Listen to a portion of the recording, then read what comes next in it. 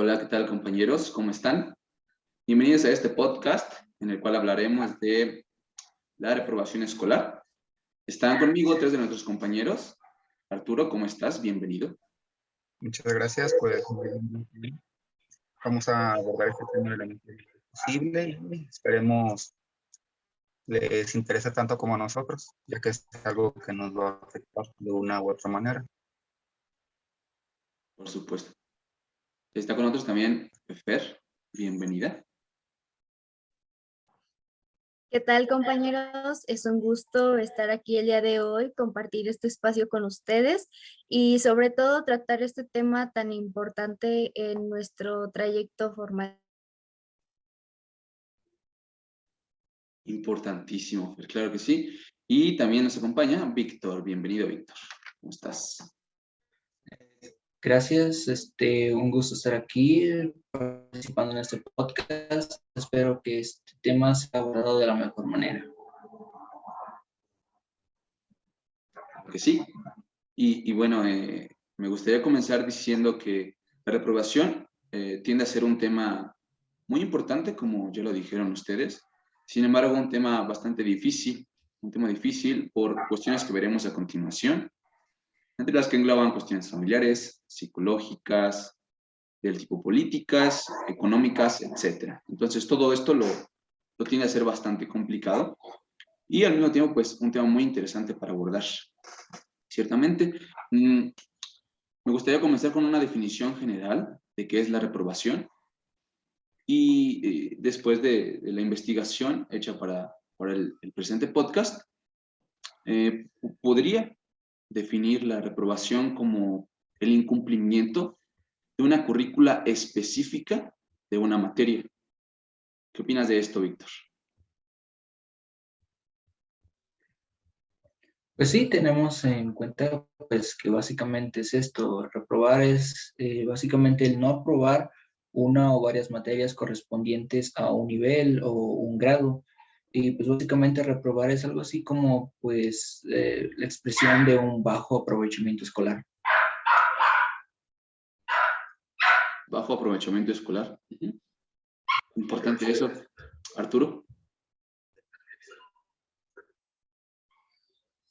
Bueno, yo defino la reprobación escolar como la decisión que toma un maestro o una institución educativa en respuesta a un desempeño escolar sumamente bajo de un alumno, por lo cual no se le otorgan los promedios correspondientes para aprobar.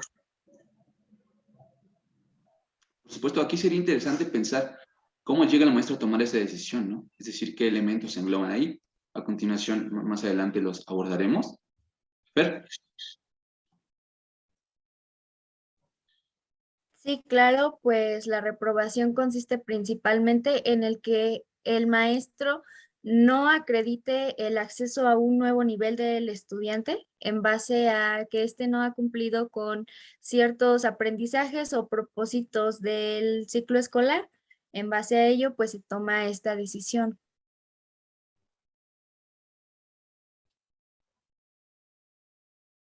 Por supuesto. Lo que me lleva a nuestro siguiente punto, retomando lo que dijo Arturo. ¿Qué elementos o qué factores determinan a un maestro pasar como bueno, no pasar, definir como reprobatorio el desempeño de uno de sus alumnos?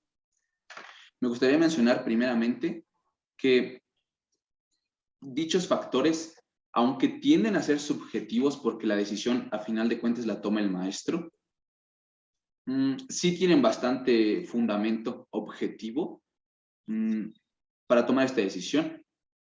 Un factor bastante común es la inasistencia a clases, ¿no? Me parece fundamental. Sin embargo, la inasistencia a clases regularmente se da, sobre todo en adolescentes de la etapa primera, ¿no? Saliendo de la niñez, se da mucho que no es por decisión, ¿no? Es más por factores externos o extraescolares. Antes de hacer el podcast, nos comentaba Fer que ella encontró que muchas veces los niños no asisten a escuelas o a clases por problemas familiares, ¿no? Varios, es decir, violencia, ¿no? Falta de atención. Me gustaría que desarrollaras un poco este tema, Fer. Sí, claro, en realidad tuve la oportunidad en el transcurso de mi investigación de interrogar a algunos maestros, uno de primaria, dos de secundaria, y algo en lo que ambos, bueno, los tres coinciden, es que la principal causa de la reprobación es que el chico tiene problemas personales, problemas en la familia relacionados principalmente con la violencia. Es decir, el chico sufre en su casa abuso, maltrato o tiene que presenciar las disputas de sus padres y por ende no asiste a la escuela porque no tiene la atención para poder asistir y estar al pendiente de esta cuestión, claro. Son muchos los factores que intervienen, pero sí este es uno de los principales. También es el caso de la economía, cuando los padres no tienen los recursos para enviar al niño a la escuela, proporcionarle un desayuno adecuado e incluso proporcionarle los útiles escolares básicos, uniformes, pero también se dan casos, me comentaban, de que el niño no asiste a la escuela para cuidar a sus hermanitos, mientras que ambos padres trabajan por necesidad, o incluso el mismo niño tiene que incorporarse al campo laboral, hablando ya de explotación infantil, para poder aportar a su casa un poquito a la economía por esta situación tan complicada que viven. Claro, bastantes factores extraescolares, ¿no? Ahora, en base a esta exposición, yo te pregunto, Arturo, tomando en cuenta todos estos factores de los que habló Fer, ¿qué postura tomas ante la reprobación de este tipo de escenarios, en este tipo de escenarios? Bueno, es que tiene dos perspectivas, la que es la del propio estudiante y también la del docente. El alumno no sabemos las circunstancias y condiciones con las cuales él pueda vivir, mientras que el docente simplemente, dependiendo de él, si quiere investigar más a fondo o simplemente no tiene interés. Así que tal cual es como ver dos posturas diferentes. Claro, sí, siempre esas dos. Sí, siempre hay una ambivalencia, ¿no? Como de que, ¿qué hago ante mi exigencia escolar, ante el incumplimiento, como dije antes, de la calidad educativa que tal institución me exige? Y al mismo tiempo, ¿qué haces con la empatía, no? ¿Qué haces con ese alumno que, a fin de cuentas, reprobarlo, pues, solo generará un estigma, ¿no? O algún tipo de marca, pues que no le hará, desde mi punto de vista, ninguna beneficio. Entonces, Víctor, ¿consideras más las ventajas o más las desventajas de manera general de reprobar a un alumno?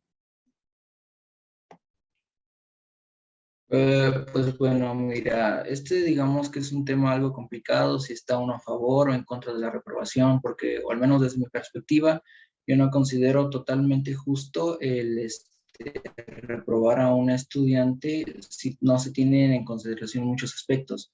Como ya lo estuvimos mencionando, hay algunos alumnos que presentan ciertos problemas que tienen que ver con aspectos sociales, familiares, económicos, y considero algo injusto que pues de cierta manera se llegue a reprobar a este estudiante por cosas que están más allá de su alcance. Y yo considero que, al menos desde mi perspectiva, aquí también interviene mucho el labor del docente de involucrarse un poco con respecto pues a la situación que está presentando el estudiante, y más que nada debe de tener cierto apoyo, tanto por ya lo vine diciendo, por el docente, y también pues por la familia como tal, porque pues bueno, la familia básicamente es, digamos que el fundamento, ¿verdad?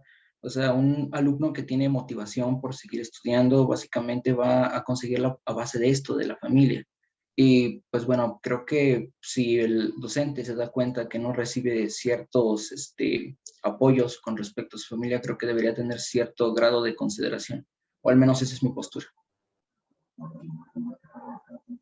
Completamente de acuerdo. Completamente de acuerdo, Víctor. Ahora, siguiendo con nuestra investigación, yo les pregunto, ¿qué factores contribuyen a que el alumno tienda a reprobar. O, por supuesto, lo que le antecede a la reprobación, que es un bajo desempeño escolar. ¿Cuáles serían los principales factores? A mí me gustaría externar aquí un estudio que se llevó a cabo en la ciudad de León, Guanajuato. Este estudio estuvo más enfocado hacia el nivel bachillerato. Sin embargo, creo que por la cercanía geográfica e igualmente por lo cerca que está el nivel secundario al nivel bachillerato, es muy pertinente, incluso para nuestra carrera, hablar de ello. Esta maestra nos habla de que uno de los factores que ella encontró en su investigación fue una investigación personalizada. Ella fue directamente hacia los bachilleratos y dio a los chicos entrevistas que ella misma preparó. Entonces, en base a eso hizo su investigación y encontró que los chicos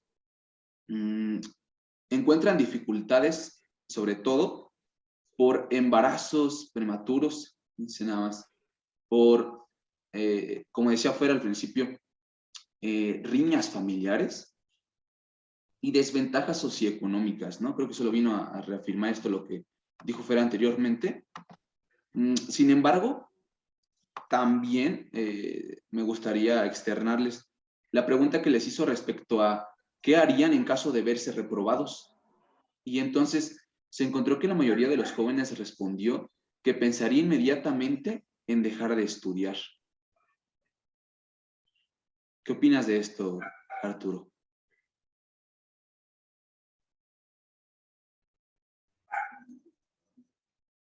Bueno, es que puede ser tal cual muy variado, porque si reprobara a un alumno, tendría como tal problemas con su familia, además de que se vería como raro estando él un año más chico con los otros.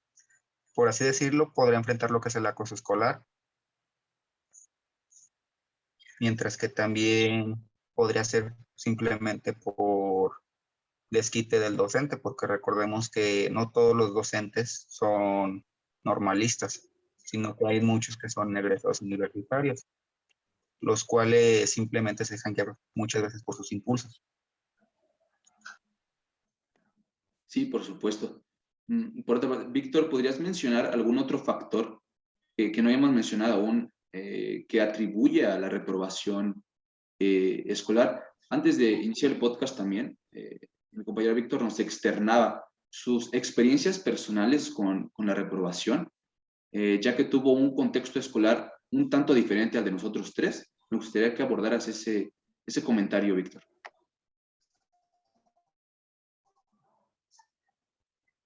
Ok, bueno, antes de pues, mencionar otro factor, me gustaría hablar un poco con respecto a lo que estuve tratando hace unos momentos. Yo lo que se estaba comentando es que de cierta manera uno no sabe qué postura tomar con respecto a si es correcto reprobar a un alumno o no, y también cuáles son las maneras en las que se debe de evaluar, porque yo creo que también aquí influye muchísimo el contexto. Por ejemplo, yo externaba esta opinión de que pues yo soy un alumno egresado de una escuela primaria, en la cual es multigrado, y pues básicamente yo considero que no, al menos de primero a cuarto de primaria, yo no tuve las competencias necesarias como quizá para pasar a un grado superior, que sería como que quinto y sexto.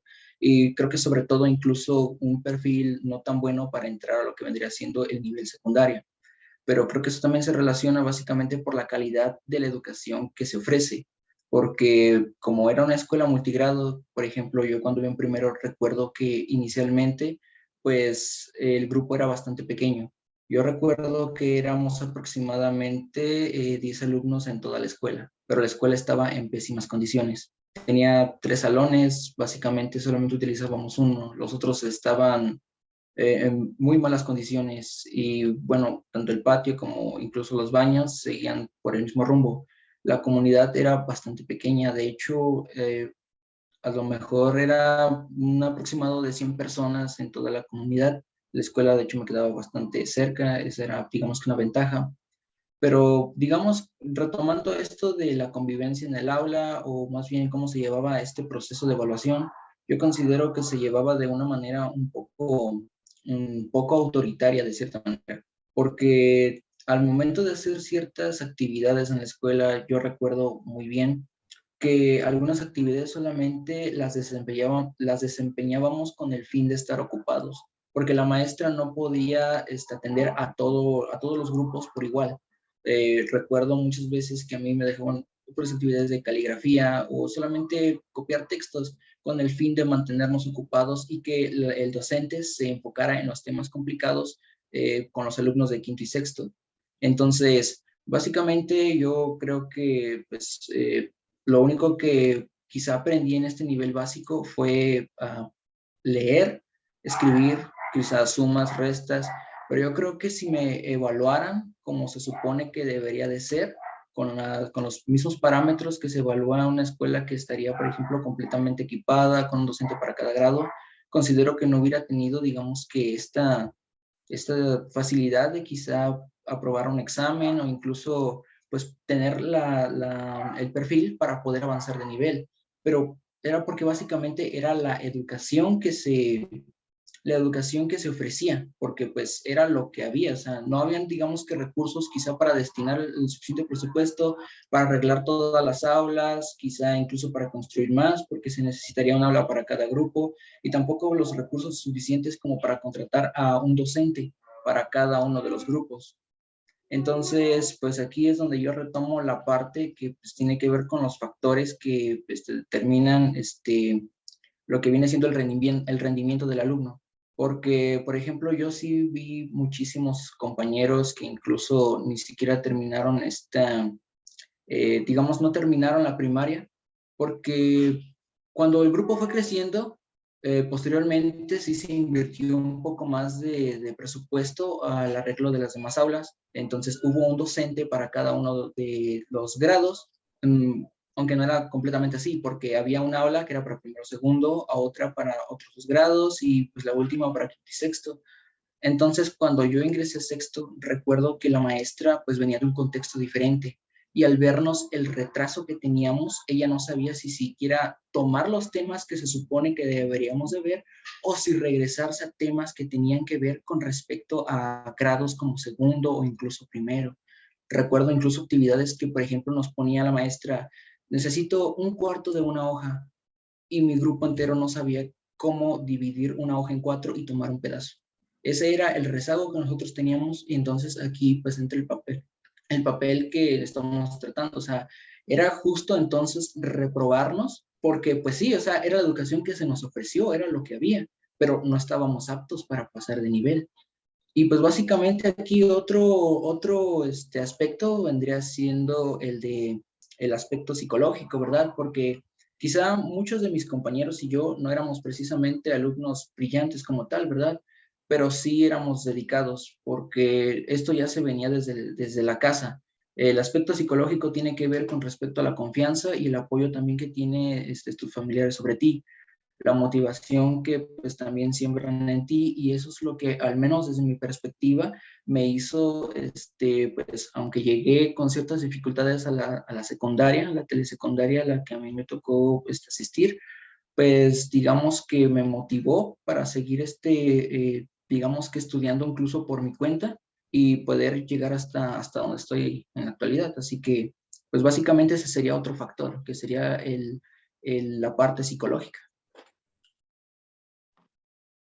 Qué interesantes aportaciones, Víctor, verdaderamente. Eso de ahí me hace pensar un poco en cómo vas a mantener el mismo criterio de evaluación para la reprobación en todo el país, si hemos estado viendo durante todo este semestre lo diverso, lo multicultural que es nuestro país. Entonces, aplicar la misma regla para todos, pues me parece bastante injusto, como ya lo externaste, ciertamente. Retomando esto último que dijiste, Víctor, y lo cual te complementé, me lleva a mi siguiente punto. Tomando en cuenta los contextos tan diversos que tiene nuestro país, pregunto, ¿cómo podríamos evitar la reprobación escolar, no dejando de lado todas las particularidades de las regiones, de los tipos de las modalidades y de los niveles? Arturo. Bueno, desde mi perspectiva sería fomentar hábitos de estudio, ya que esto es algo que desde primaria se va formando, nada más que no es como tal un estilo ya establecido, sino que es tu propio estilo. Ajá, es algo personalizado. Otro también sería fomentar lo que es ser autodidacta, evitando las dependencias a un maestro, que en vez de quedarse con la duda de cómo resolver ciertas cosas, lo investiguen por su cuenta. Y la última sería tener comunicación constante con compañeros, maestros, amigos y familiares. Por supuesto, totalmente de acuerdo. Fer. Sí, claro, se pueden poner en práctica diversas estrategias, por ejemplo, brindar asesorías.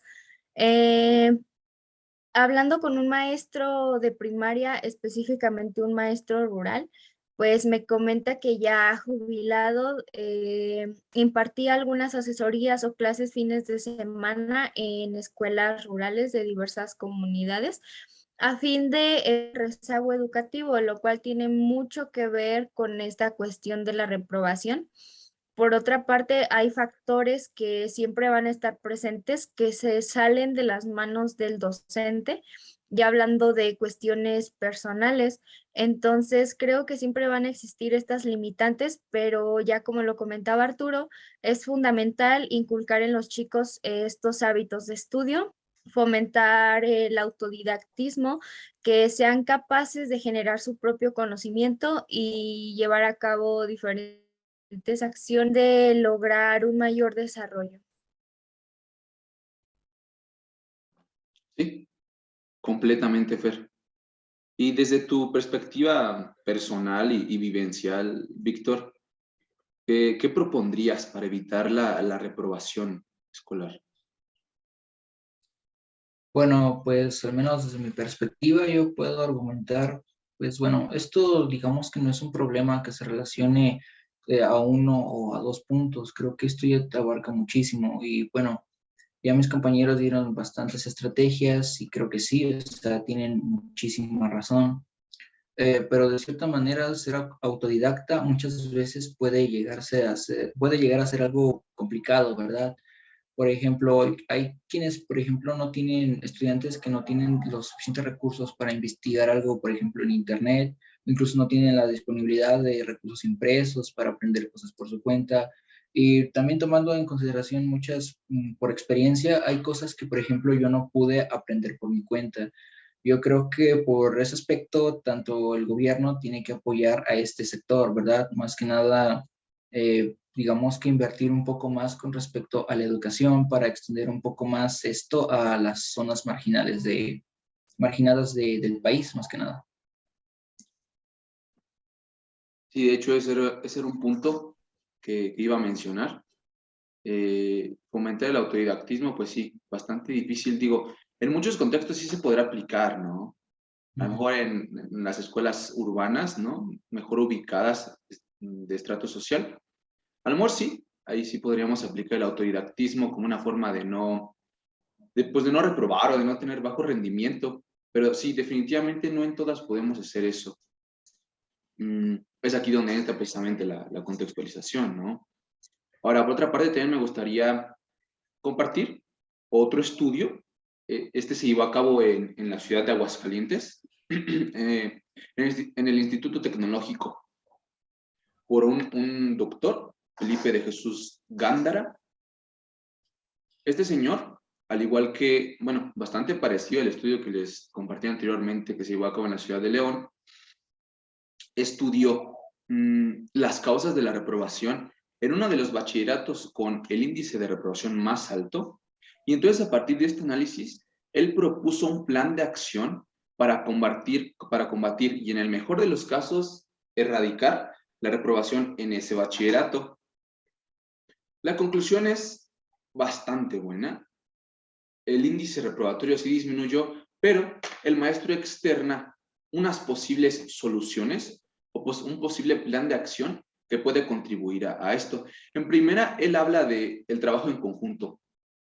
Él dice que los trabajos individuales de cada maestro por tratar de solucionar este problema fue fallido. Es fundamental que como escuela y como docentes pertenecientes a una misma institución, se trabaja en conjunto con planes bien elaborados. Él, por ejemplo, aplicó un plan que tenía reuniones de seguimiento, ¿no? Es decir, se tenía una reunión hoy y se decía, lo que vamos a hacer es lo siguiente y lo llevaremos a cabo en tales fechas, ¿no? Entonces pasaba el periodo específico o acordado y entonces te dan la reunión de cómo vamos, cómo se está aplicando esto, cómo se está aplicando esto otro, esto no sirve, entonces lo descartamos e intentamos otro método, otra manera de atender el problema, ¿no? Eso me parece bastante importante, el trabajo colectivo, ¿no? Buscar siempre esta colectividad.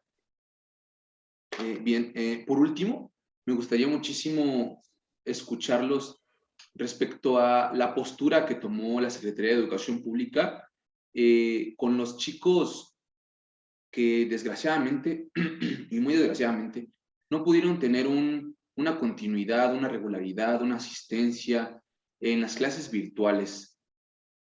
La SEP fue bastante clara, no se va a poder reprobar a nadie, ¿ok? Se descartó esa opción, se pidió, se obligó casi, pues pasar con 6, ¿no? A los chicos que o tenían presencia nula o tenían presencia permanente. Entonces me gustaría escuchar sus contribuciones respecto a este tema. Fer. Sí, claro, Abraham. De hecho, estuve revisando el acuerdo, el comunicado que se hizo por parte de la Secretaría de Educación Pública en base a omitir la reprobación en chicos de nivel básico, es decir, primaria, secundaria, a causa de la pandemia. En este acuerdo, en este comunicado, se describe el desarrollo que ha tenido la pandemia a través del tiempo y cómo ha afectado a los jóvenes, considerando limitantes como el que no tengan acceso a Internet, que no tengan los recursos, que por falta de comunicación con el docente. Y se supone que ese es el fundamento para no reprobar a los chicos y darles la oportunidad de que tengan una continuidad en sus estudios, de que puedan acceder al siguiente nivel educativo. Sin embargo, existe la problemática de que los chicos están llegando a secundaria y preparatoria sin las bases, sin los conocimientos, sin las competencias para poder abordar este nuevo nivel, lo cual se ve como una de las principales consecuencias, pero ante este comunicado no.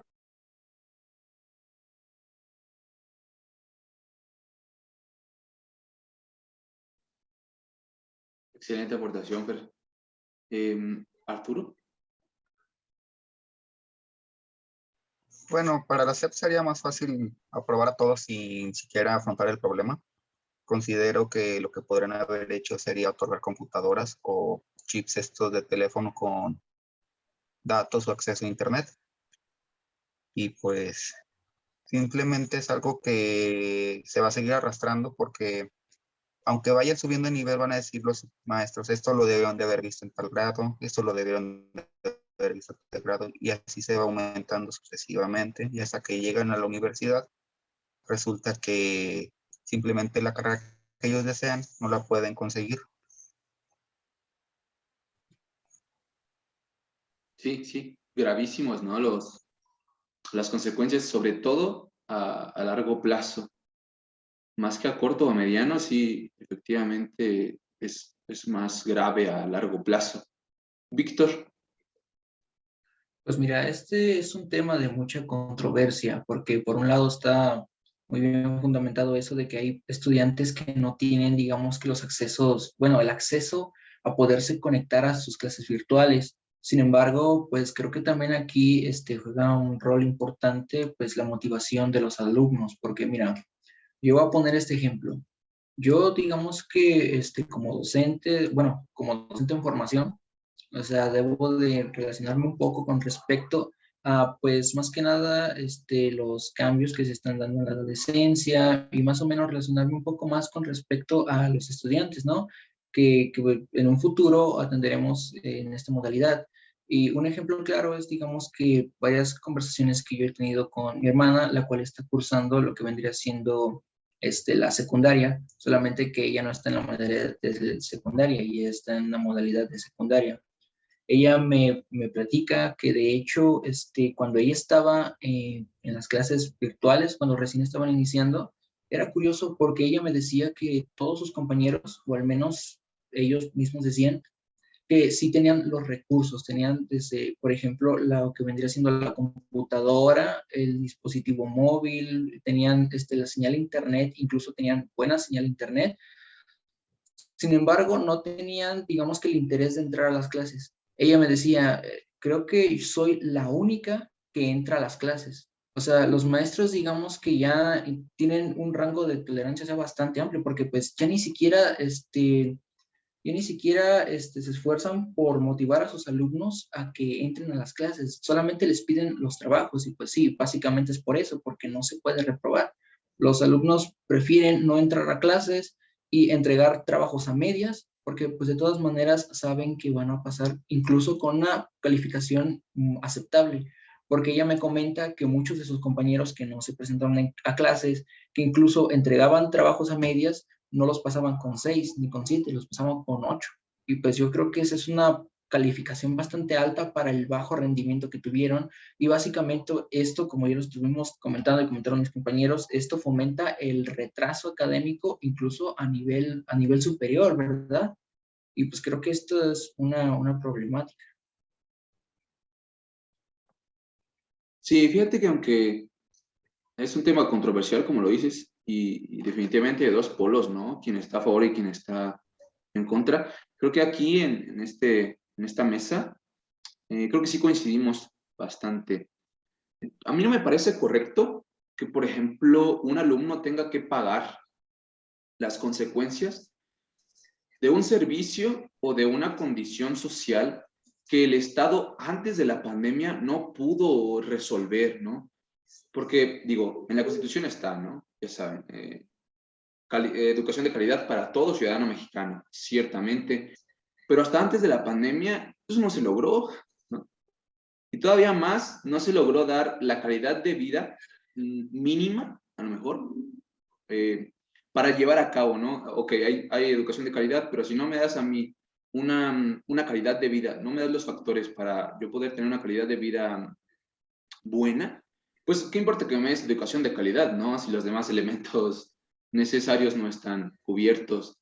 Entonces sí, aunque las consecuencias a largo plazo son algo alertadoras, a mí definitivamente me parece que fue lo mejor decidir no reprobar a diestra y siniestra a quien no pueda tomar la educación virtual, ¿no? Como lo estamos viendo.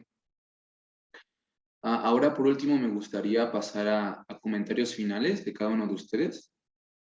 Arturo. Bueno, yo considero que esto de la decisión de reprobación depende también mucho de lo que es la educación pública y privada, si nos damos una idea, porque en la educación pública prácticamente como son muchos estudiantes los que están en un solo grupo, pues prácticamente siguen las órdenes, mientras que en una privada pues ya se dan como el tiempo de dar como instrucción personalizada, porque recordemos que no todos tenemos como tal los recursos para pagar una propia educación. Sí, no, es precisamente lo que decía anteriormente, ¿no? Hasta antes de la pandemia quedó evidenciado que muchos de la teoría, ¿no? Cuestión de propuestas políticas quedó bastante corta, en efecto. Víctor. Bueno, pues una conclusión muy corta. Yo creo que este problema, pues, sí, o sea, es bastante importante tomarlo en consideración porque básicamente a partir de aquí es donde se mide también lo que vendría siendo la deserción escolar. Pero bueno, reitero, o sea, esto creo que ya le compete tanto a la formación que tienen los estudiantes en casa como también las estrategias que debe de tomar en cuenta el gobierno. Y bueno, pues no considero tampoco justo subir de nivel a un estudiante que ni siquiera tiene las competencias necesarias para mantenerse en ese nivel. Así que por un lado puede que esté bien la reprobación, pero por otro creo que se tiene que tomar en cuenta el contexto de cada quien. Sí, la contextualización, ¿no? Exactamente lo que decíamos hace un momento. Gracias, Víctor. Fer. Pues sí, de hecho coincido en bastante con mis compañeros. Creo que este tema de la reprobación es algo bastante controversial, es una problemática que ha afectado por bastante tiempo a la población, pero hablando de que las carencias educativas provienen también o se derivan de otro tipo de problemas políticos, socioeconómicos, culturales, que hacen que este sistema fallezca, que este sistema falle. Entonces, verdaderamente es algo complicado decidir si está bien o no, si es correcto o no reprobar a un alumno, también considerando claro el contexto, las herramientas que tiene a su disposición, pero también por otra parte, creo que sería bueno ver la reprobación desde otro punto de vista, quitar un poquito los tabús y fomentar una cultura en la que la educación verdaderamente se considere de calidad, implementar otro tipo de actividades, de estrategias para combatir la reprobación y no solo decidir si hacerlo o no. Y pues verdaderamente me ha gustado mucho compartir este espacio con ustedes. Creo que ha sido una charla bastante enriquecedora y pues eso sería todo de mi parte. Gracias, Fer. Muy, muy importante aportación. Y ahora, si me permiten dar la mía, yo creo que observando todo esto es mi conclusión, solo la puedo decir a partir del estudio que hicimos para el podcast y después de haberlos escuchado, ¿no? Aquí en el escenario del podcast. Creo que debemos abordar la educación independientemente del nivel que impartimos, primaria, secundaria, bachillerato. Mm, La debemos pensar como algo más universal, porque si estamos viendo que los índices de reprobación son altos, que la deserción es aún más alta y que existen muchos factores que le estimulan, entonces no debemos pensar la educación como algo para llegar a, vamos a decir, la universidad. No es que saca la secundaria para llegar a la prepa, sino pensar más la universidad, la educación como algo que va a ayudar al adolescente en su vida, ¿no? Como algo servicial para el mundo real, no tanto para ese mundo universitario o ese mundo laboral con un título, sino insertar en sus mentes que la educación es más que eso, ¿no? Es más que un papel, es más que un nivel educativo, es más una herramienta para poder incluso enfrentar, ¿no? Los problemas que pudieran venir, pero sobre todo para desarrollarse con plenitud en su vida. Ciertamente fue muy enriquecedor. Y todavía más que enriquecedor, fue bastante retador. Creo que nos saca de la zona de confort. A veces pues, creemos que tenemos el conocimiento, ¿no? Bastante bien, pero a veces falla un poquito ahí en el compartir, ¿no? Sobre todo en un escenario tan académico o tan formal. Pero sí, sin duda una gran experiencia. Muchas gracias.